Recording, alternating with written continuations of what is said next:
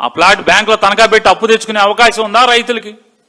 మొత్తం క్రాఫ్ వేసినట్టుగా మొత్తం వాళ్ళ దగ్గర ప్రతి సెంటు లాగేసుకున్నారు కదా మీరు. 29 గ్రామాల వాళ్ళ దగ్గర వాళ్ళకి ప్లాట్లు ఎవరు? ప్లాట్లో రోడ్లు లేరు, వాళ్ళకి ప్లాట్లు చూపించరు. ఎంతసేపు సిఆర్డీ ఆఫీస్కి వెళ్తే ముందు అసలు దాని పేరేంటి, E1 E3 రోడ్డు, అది ఆ పెద్ద రోడ్డు మీద మాత్రం మెప్మా ఆఫీసు, సిఆర్డీ ఆఫీసు 200 కోట్లు పెట్టి కట్టేశారంట. 200 కోట్లు ఎవడో చెప్తున్నాడు ఆఫీసర్ అంట. చంద్రబాబు నాయుడు గారు, సార్ సీఎం సార్, ఎవడన్నా బయట నుంచి రాయేస్తే కూడా ఈ అద్దం పగలదు సార్, అంత కాస్ట్లీ అద్దం సార్. ఓరు మీ దేవసం చెయ్యి, ఆఫీసుకి రాయి వేస్తే రాయి అయిపోయి అసలు మనుషులు ఎవడున్నాడు అక్కడ వచ్చి రాయి వేయటానికి? సిఆర్డీ ఆఫీస్కి రాయి వేస్తే రాయి అద్దం పగలదండి అని. అసలు ఏంటి, అసలు ఎవరు సొమ్ము?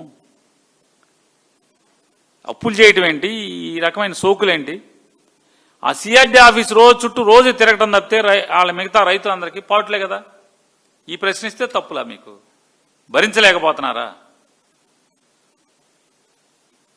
తక్షణం డిమాండ్ చేస్తున్నాం, 29 గ్రామాల్లో ఉన్నటువంటి మీరు జనం సొమ్ము, చంద్రబాబు నాయుడు గారు హెరిటేజ్ డబ్బు అయితే ఎవరికి బాధ లేదు, కానీ జనం సొమ్ము మొబిలైజేషన్ అడ్వాన్స్ ఇచ్చారు. ఆల్రెడీ కేరళ రీచ్ అయిపోతున్న 25వ తారీఖున 24వ తారీఖున వర్షాలని చెప్తున్నారు. మరి ఇక మన పరిస్థితి ఏంటి?